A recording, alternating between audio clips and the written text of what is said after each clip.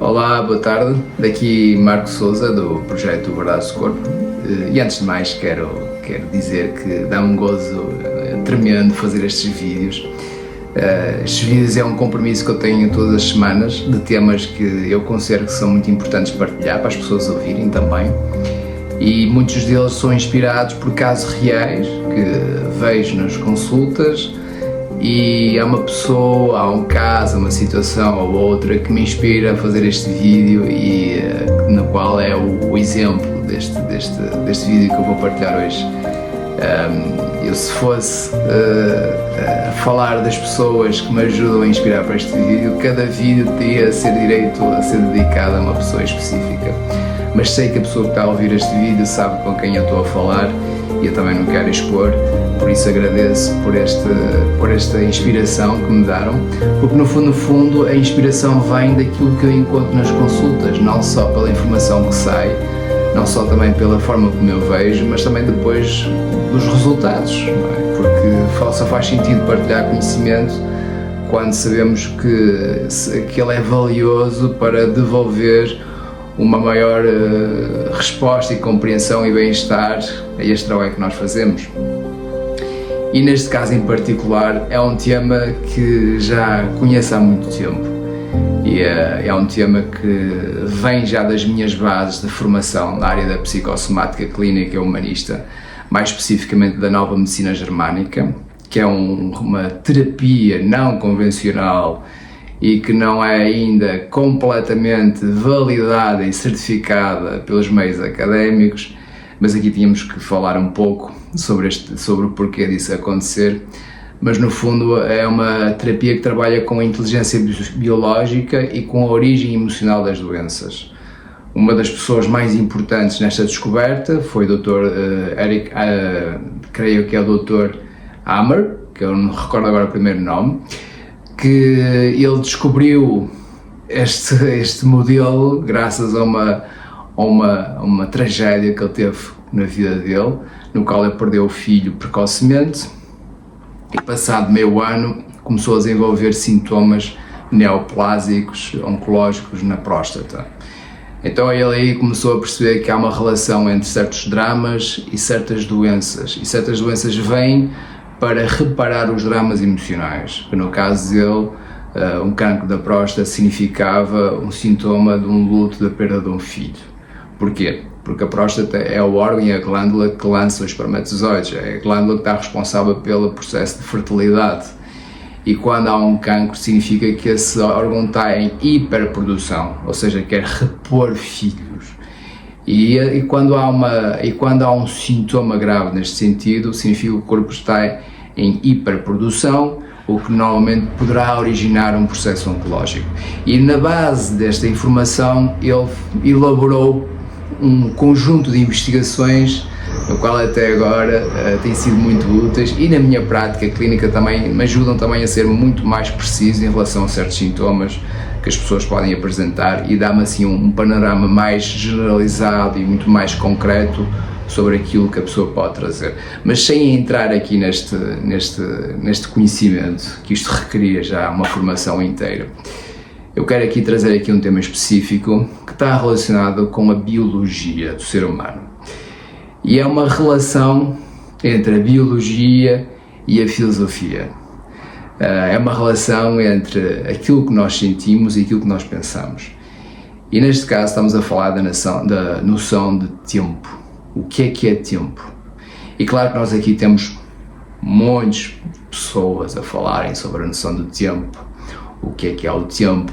Como é que funciona o tempo? Como é que nós percepcionamos o tempo?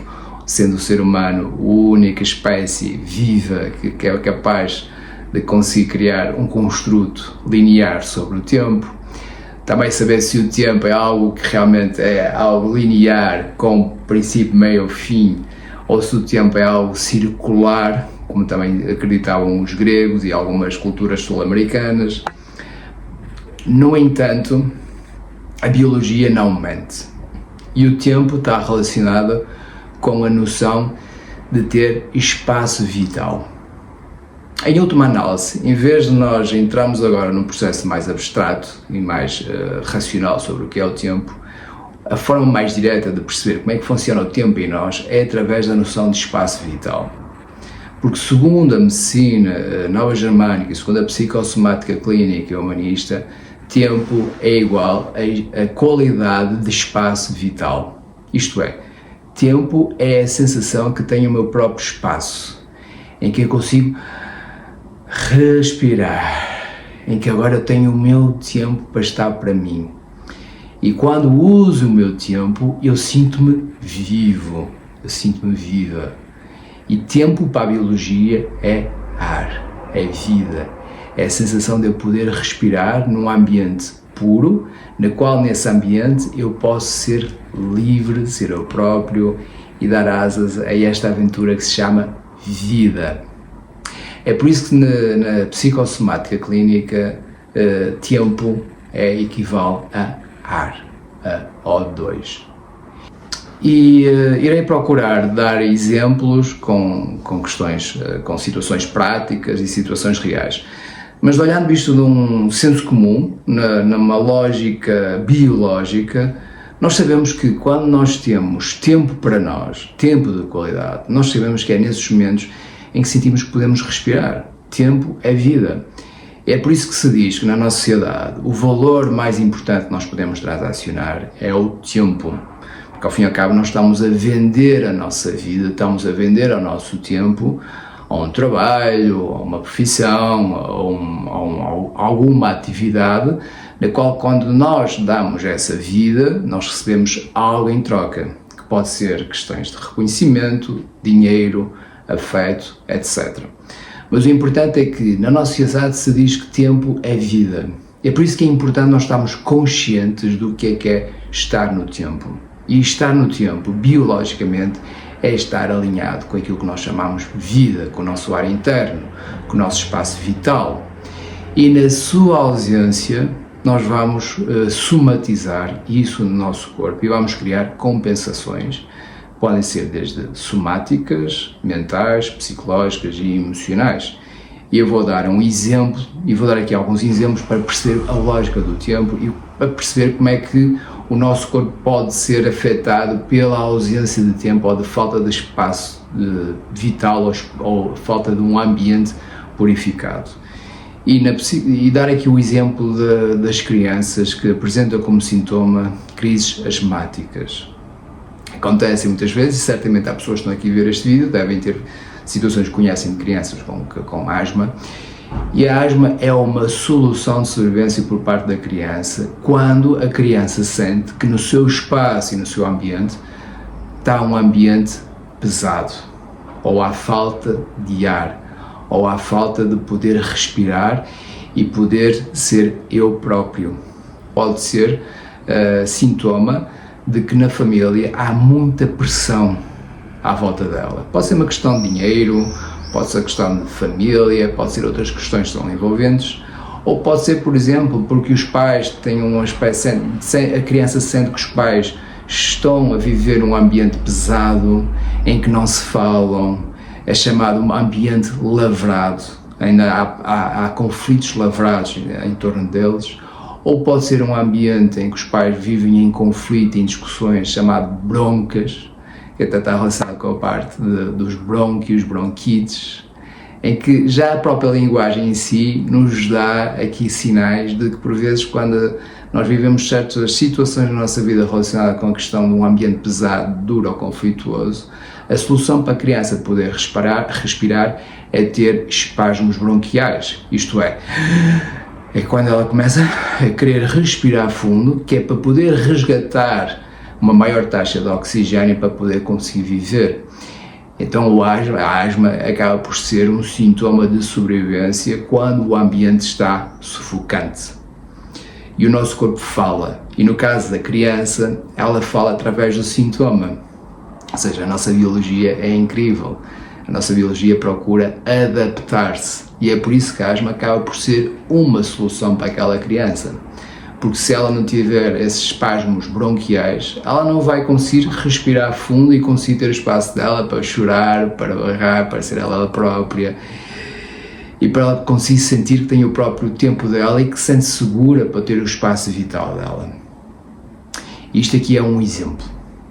Outro exemplo que também nós podemos também encontrar são chamados também sintomas que ocorrem relacionados com isto já no adulto, pegando no tema do tempo e do ar, sintomas de ataques de pânico e ansiedade, na qual a sensação física que a pessoa tem predominante é a sensação de falta de ar.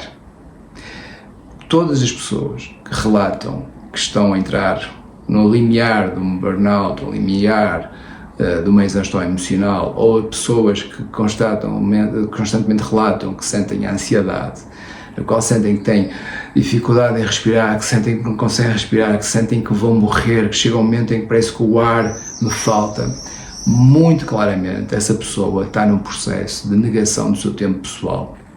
Por norma, as pessoas que vivem estes sintomas são pessoas que procuram agradar as outras pessoas, procuram corresponder às expectativas das outras pessoas e procuram viver o seu tempo às outras pessoas em vez de viver para o seu tempo de qualidade. E chega um momento em que a falta de ar pessoal é tão grande, é tão forte, que o corpo começa a pedir oxigênio dentro dela. Por vezes de uma forma violenta, mas é nessa violência fisiológica que obriga a pessoa própria consiga ter o seu tempo pessoal, ter o seu tempo de qualidade, perceber o que é que faz sentir viva e perceber que no momento em que ela começa a reivindicar o seu espaço pessoal, o seu tempo, de algo que a está a consumir, sobre as suas exigências profissionais, pessoais ou familiares, no momento em que ela para, o corpo vai procurar reajustar esta sua falta de ar e ela vai perceber que no momento em que eu paro e vou procurar o meu ar, eu vou sentir que vou ficar sem chão, sentir que não tenho por onde respirar, como é que eu vou agarrar. E por norma isso é uma situação que nos leva a própria pessoa a sentir medo, pavor, porque o corpo está no controle e não a sua parte racional.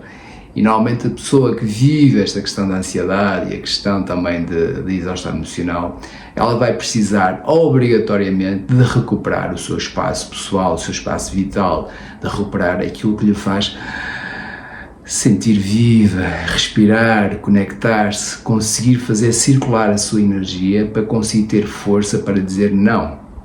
Porque as pessoas que não dizem, que têm dificuldade em colocar alimentos e não dizem não, ou que têm essa dificuldade de criar essa assertividade à volta delas, procurando agradar as outras pessoas, que certamente vocês se identificam com isto, e isto acontece com muita gente, a ansiedade e a falta de ar acabam por ser sintomas inevitáveis, porque o corpo precisa de respirar e ter tempo.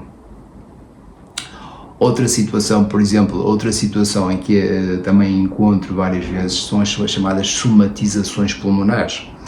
Nisto, recomendo o trabalho do Dr. Salomão Celan, que ele tem um livro chamado Enfermedades Pulmonares, que está em tradução em espanhol, não tem em português, em que ele explica quais são as somatizações ou quais são as doenças pulmonares que estão relacionadas com esta questão de tempo.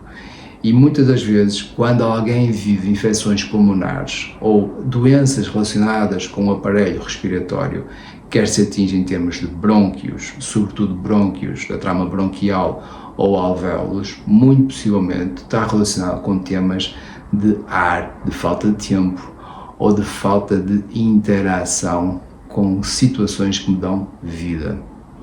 É por isso que quando alguém tem sintomas muito claros, repetidos em termos respiratórios, é importante perceber como é que eu estou a viver o meu tempo. Será que eu vivo o meu tempo para mim ou será que eu estou a viver o tempo para as outras pessoas?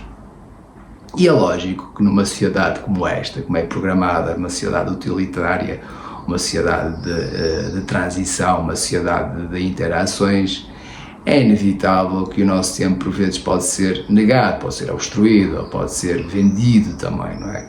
A nossa sociedade é operada dessa forma. No entanto, a biologia não funciona desta forma, não respeita as mesmas leis. A biologia só quer um só papel, só quer fazer algo, quer que nos sentimos vivos, eficazes, eficientes e possamos viver o nosso tempo da forma mais expansiva possível, porque é isso que a vida pede essa expansividade, pede esse ar, pede essa autenticidade. E quanto maior nós estamos nessa autenticidade, em sabermos defender o nosso espaço vital e sermos nós próprios, muito possivelmente todos os sintomas estão relacionados com a questão pulmonares, ou com a questão da exaustão, a questão da ansiedade, todos estes exemplos que eu partilhei, vão começar a ser reduzidos, vão começar a deixarem de ser necessários. É por isso que o mais importante que nós podemos fazer por nós próprios e também pelas outras pessoas é fazer a seguinte questão: como é que eu tenho vivido o meu tempo? Ou como é que eu sinto a minha respiração? Como é que eu vivo dentro de mim neste movimento de fluxo de respiração? E é lógico que por vezes nós podemos fazer um esforço mental para procurar modificar muitas condições à nossa volta para nós podermos sentir livres, mas o corpo guarda memórias. E por vezes nós podemos fazer este trabalho de resgate do nosso tempo pessoal, de perceber o que é estar vivos e poder estar mais neste lugar. No entanto, aqui temos que perceber, daí também as verdades do corpo, que o nosso corpo guarda restrições faciais, restrições energéticas, que nos prende a nossa sensação de expandir a nossa vitalidade, o nosso espírito, o nosso ar. É aquilo que às vezes até nos gnósticos chamam de Espírito Santo, em que nós estamos na sensação de pneuma, conectados com o chi da vida, segundo também o taoísmo, em que o ar acaba por ser o medidor da vida. É por isso que muitas terapias relacionadas com yoga, pilates, pranayama, muitas filosofias orientadas para a consciência do ar, é uma solução para nós podermos expandir o nosso corpo energético. Só que se nós, durante a nossa vida, nesta existência, ou através de memórias passadas, de outras vidas, de transgeracionais, trazemos trauma dentro do nosso corpo, esse ato de vida, de circulação de chi, fica limitado. Por isso que é importante fazer este trabalho de psicoterapia, porque ao fazermos este trabalho de psicoterapia, nós vamos poder aceder ao nosso espaço pessoal, ao nosso espaço vital, a partir do momento em que eu estou disponível para estar em contato com a minha vida e olhar para aquilo que me está restrito. Aí eu consigo criar uma espécie de uma panela para começar a expandir cada vez mais a minha energia e mais a minha vida. Por isso não há bem mais importante na nossa vida que realmente o tempo. Porque quanto mais eu conseguir estar na vida, mais eu vou conseguir desfrutar o meu próprio tempo à minha maneira e partilhar o meu tempo com pessoas, com hobbies, com atividades que me fazem sentir vivo ou viva. Espero que este vídeo tenha sido útil para trazer alguns insights e algumas relembranças importantes. Por favor, partilhem, comentem. Caso se identifiquem com algo que foi partilhado aqui neste vídeo, agradeço que façam um comentário, que partilhem também o vídeo. Caso se identifiquem com alguém que deveria ouvir este vídeo, e não é só algo que fazem também essas pessoas estão a oferecer, mas também ao meu canal para poder crescer e chegar esta informação a um maior número de pessoas, que este vídeo chegue a todas as pessoas de língua portuguesa, porque é necessário, é importante começarmos a abrir agora a nossa consciência e que Verdades do Corpo seja uma mensagem que chegue a muita gente. Obrigado por este momento e até o próximo vídeo.